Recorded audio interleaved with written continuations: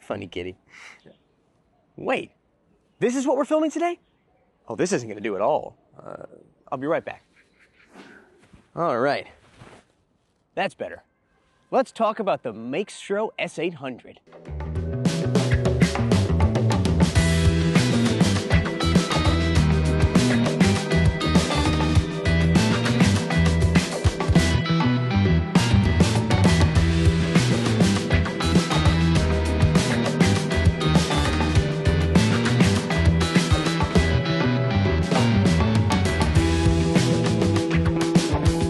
Hello and welcome to a very luxurious episode of Wheels Boy. Today, we're going to be exploring the lifestyles of the rich and famous by getting behind the wheel of the Maextro S800, a Chinese luxury sedan priced from $100 to $150,000 US and loaded with more technology than your average aircraft carrier.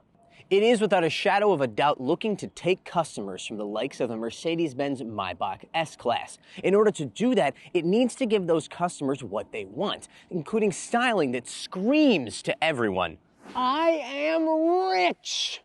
In order to do that, the S800 takes a page out of the classic luxury sedan handbook and uses lots and lots of chrome. Then it takes things a step further by blanketing the headlights, door handles, and the Nebula canvas taillight with LED stars. That taillight, by the way, also contains pieces of real crystal. Not exactly subtle, I know, but have you seen the latest Mercedes Maybach models? Subtlety isn't exactly popular right now. These 21-inch monoblock style wheels are a big part of that flashy look, and they've even got floating center caps that kind of don't spin when you drive. But unfortunately, this particular one has sprung a leak after about 8,000 kilometers. But the best luxury sedans don't simply rely on flash. They also move down the road like rolling landmarks, seemingly large enough to bend gravity itself.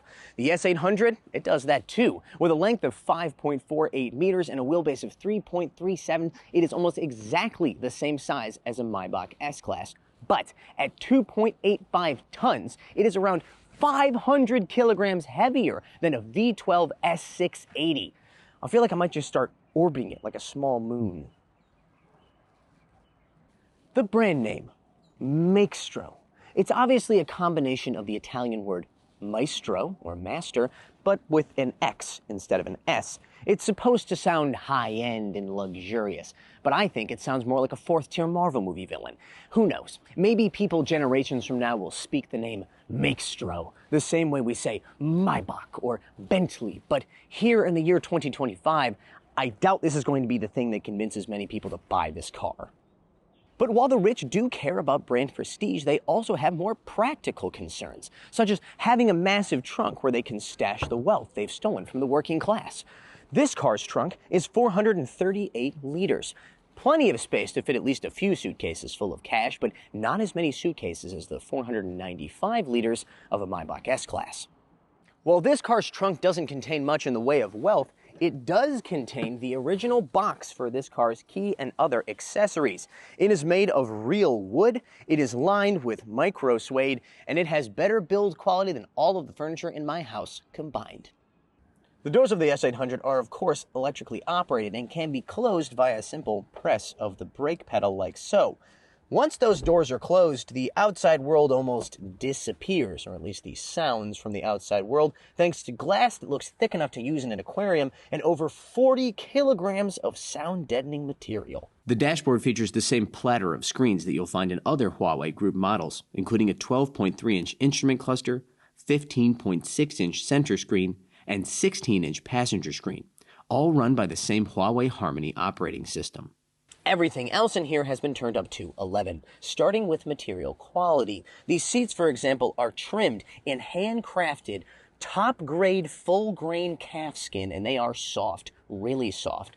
The headliner, I'm not actually sure if this is real leather, but it is very soft and at least leather-like material that's a little bit nicer even than the micro suede we usually see.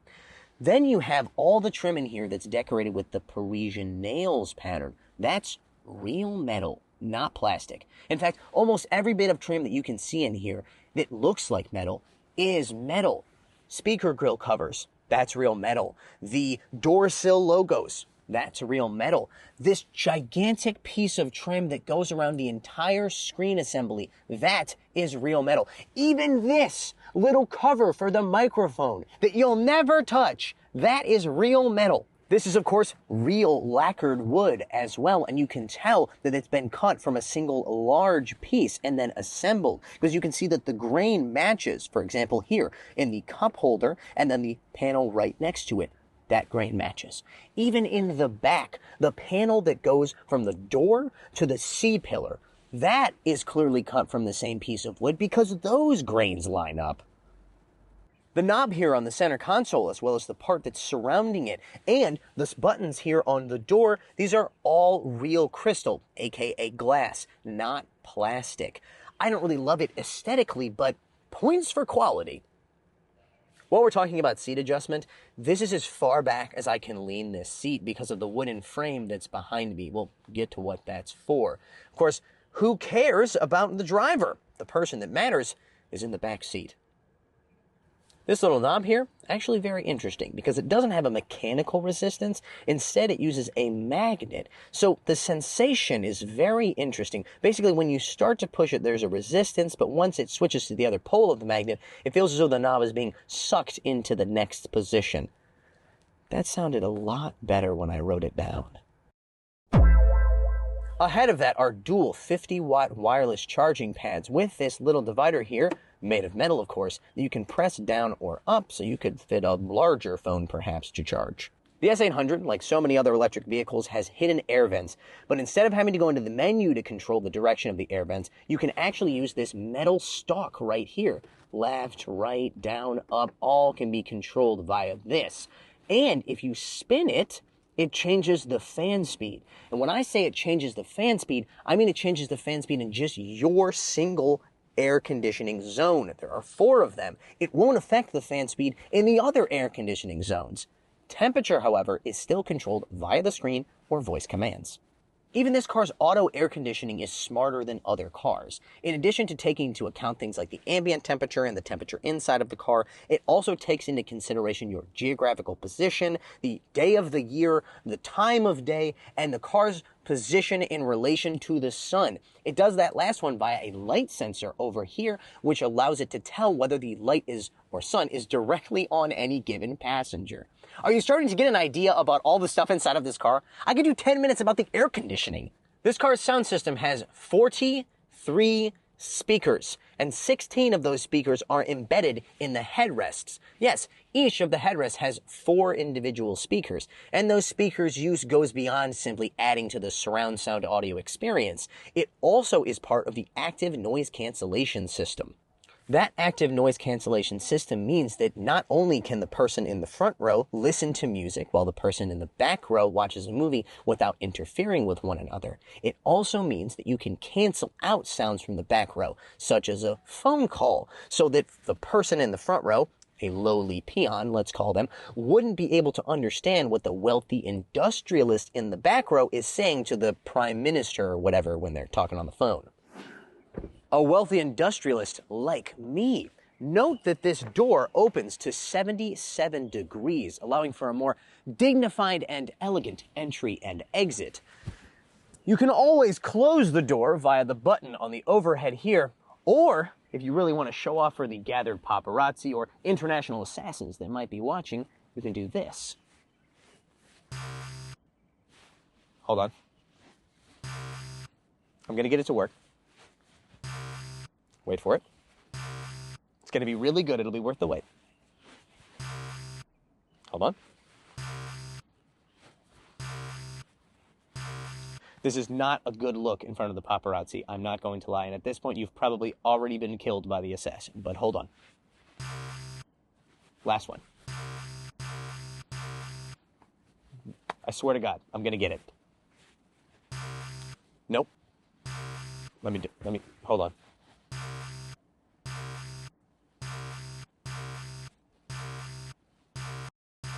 This is deeply embarrassing.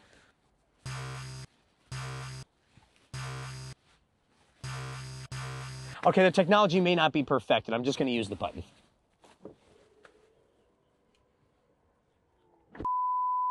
We think that it might be my white suit blending in with the seat that is fooling the camera. Let's see what happens when Jonathan tries it with his bare big arms.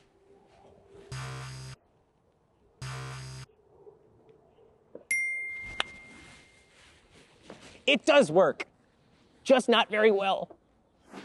If you're lucky enough to be dealing with a particularly incompetent international assassin who hasn't already taken the opportunity to take you out while you were waving your arm around like this, you can still throw off their aim by changing the tint on your window with the swipe of a finger. Look how fast that transition happens, much faster than you would expect from an electrochromic window that usually takes 30 seconds or more. That's because that's not electrochromic. It's actually a liquid crystal, like liquid crystal display, LCD. The advantage is speed. The disadvantage is it needs a constant flow of electricity to stay dark, so if you turn off the car, the tint will go back to normal. That, however, is why you have this button here on the center console, which will activate your physical privacy shades. You can also open and close them individually using the screen over here, which we'll get to. Pressing this button, you'll see that there are privacy shades not just for this window and the rear three-quarter window here, but also for the back window as well. It also opens up the massive partition between the two seats. And once that partition gets to the bottom, you'll notice that little piece on the top of the center console pops up to keep anyone in the second row from taking a cheeky little sneaky peek at what's happening back here. Combine that with the noise canceling technology that I mentioned previously, and you have your own luxury cocoon. But that divider isn't just a divider. It's a 40-inch high-definition projection screen. This is a major upgrade from the 32-inch projection screen in other Huawei brands like Ito or Stellato, and not just because it's bigger. In addition to a higher quality projector, it's also built into a wood frame, so it almost completely blocks any light from coming around it. Add the privacy screens, and I think Huawei has finally found the proper application for this technology. There's still the small problem of how you control that, because it's not a touch screen. The first option is if you have a Huawei phone, you can mirror that onto your phone and then control it that way. The other option is this right here, the 6.6-inch little tablet, which is pop-outable. And if you hit this button right here, it will then mirror that screen onto here, allowing you to control all of your functions. Now, that is good. What is bad is, just like in the Stellato S9, it's not a very big screen, and so the icons are quite small and not very easy to see. This little sucker can also control the starry sky roof. Yes, just like in a Rolls-Royce, except unlike the one in the Rolls-Royce, this one's not $17,500, it's only a little over $11,000, and it's an active moving sky, including shooting stars. The third button you'll find here on the center console is the fingerprint lockable center storage compartment right there. Working our way aft, if you hit that button, it deploys two cup holders, which are, of course, cooled and heated at the touch of a button.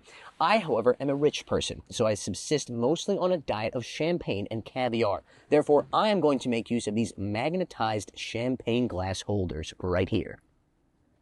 As for the caviar, I've asked Jonathan to place it in the heated and refrigerated compartment here between the seats. Let me just grab it for you. Jonathan, this is not caviar, it is Spam. Oh, sorry, Ethan. We spent over $1,000 on this car for 2 days. We don't have any caviar budget left. Right. On a totally unrelated note, now would be a good time for you to like, subscribe, and hit the bell so we can continue to afford to rent cars like this and bring you videos. The time has come for us to take the S800 on the road. Now, originally, I planned on sitting in the back seat the whole time while my English driver took me around. I even bought him a special outfit. You all right, Governor? Yes, but unfortunately, I have remembered that this is a rental car and the insurance only covers me, so I guess I'll be driving. Does that mean you're going to wear the hat? No. Ah. Jonathan, how is it back there? Oh my god, this must be what it feels like to have your own private jet. I mean, you've got a place just for your phone here. You've got a fridge with an inner fridge compartment that can self-clean with UV. You've got your own private table, which folds out here. And included with the table is a vanity mirror. There we In go. front of that, you've also got your own private storage area with that is enough fingerprint feedback scanning. from the help. I'm You've going to also take got over your from little area here where you can select all the different parts of the chair and change even the headrest and the bolsters. You've got crystal all around. And then Seeing as I've been drafted to drive this thing, I've asked Jonathan to tell me a little bit about the specs, which I will now impart to you. This thing has 3 available powertrain options. The first is a pure electric dual motor variant, which makes 390 kilowatts and 673 newton meters of torque. It has a 97 kilowatt hour NMC battery pack with an official CLTC range of 650 to 670 kilometers. That depends, of course, on how many options you burden it with. Then there's the extended range options, which starts with the base version. It's got a 1.5-liter turbocharged 4-cylinder and the same dual motors and same power levels as the pure electric, but it has a smaller battery pack, 65 kilowatt hour NMC, and official CLTC range of 400 kilometers. The final powertrain option is this flagship model, which is also extended range, but adds a 3rd motor. So 1 up front, 2 in the rear. The range drops to 365 kilometers, but power jumps up to 635 kilowatts or 850 horsepower. Interestingly, torque only jumps to 718 newton meters. So this car's 0 to 100 kilometer per hour time of 4.6 seconds actually isn't as fast as the 4.3 seconds of the pure electric model. I'm not really sure why that is. Either way, it's more than enough power for a car that's intended to be taking people around in serene comfort. But the advantages of the tri-motor system aren't limited to just more power. Well, every version of this car comes standard with rear steer up to 12 degrees, which, by the way, is more than a Maybach, enabling them to have a turning radius of 5.05 meters, which, by the way, is about the same as a Honda Fit. Only the tri-motor has crab walk, which allows you to kind of slide through tight spaces. Is that extra power and crab walk function worth the extra 80,000 RMB or over 11,000 USD that they're asking for the tri-motor powertrain? If you're a rich person looking for bragging rights, the answer is absolutely yes. But for everybody else, I'm not so sure. In a world of 1,000 plus horsepower super sedans and SUVs, the S800's powertrain honestly isn't that special. And neither is the suspension, at least the hardware. It's double wishbone front with multi-link rear, dual chamber air suspension all around, and CDC or constant damping control. This is technology that's available on much cheaper cars here in China. It's also nowhere near as technologically advanced as cars like the Neo ET9, which has active hydraulic suspension, or the Yangwang U7, which has active electromagnetic suspension. Sure, but everybody knows that hardware is only one component in a car's suspension. The tuning is also very important. So how's the tuning?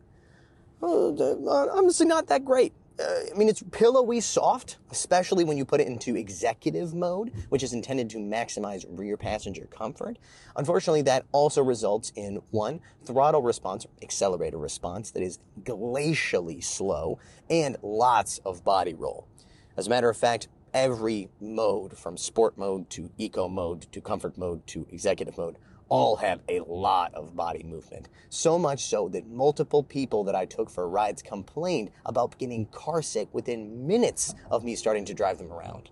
Remember that sound canceling system I mentioned earlier? It doesn't just block out your driver's questionable music taste. It also works with chassis-mounted accelerometers that sense suspension-induced vibrations and create sound waves to cancel them out. This isn't the first system of its kind, but while most use just one accelerometer, and a Maybach uses 3, this one uses 14. Listen, your car can have every creature comfort on earth, but if people are getting sick because of the suspension, no amount of functions is going to make them enjoy their time in the back seat. One of the saving graces for this car's driving experience is the Huawei Driver Assistance System. This is Huawei ADS 4.0, their newest software, and the S800 has their highest level hardware as well, including 5 LiDAR units, 1 mechanical LiDAR unit, and 4 solid-state LiDAR units. The currently available L2++ system that I'm using right now is already very good, both on highways and on surface streets. But Huawei is so confident in the capabilities and future-proofing that they've done in terms of hardware that they have included this little button here on the steering wheel. This button, it looks like an A, currently doesn't do anything. Just press, doesn't do anything. But they say when they make their L3 driver assistance system available, that's the button that's going to turn it on and off. There doesn't seem to be a hard timeline for when they're going to release their L3 system, and personally, I prefer to give companies credit for doing things rather than saying they're going to do things, but it's pretty exciting to think that one day I'll finally have an excuse to fire Jonathan for good. When it comes to the aesthetics and the features on the S800, I think it's absolutely worth the $100,000 to $150,000 price tag, even with the obvious teething problems that we've shown you. However, I think it lacks the refinement of a Mercedes-Benz Maybach S-Class or even a Neo ET9 when it comes to the chassis dynamics, the driving and riding experience. All right, that's going to do it for today's video. Be sure to like, subscribe, and hit the bell. I'm going to go sell some drugs in Miami.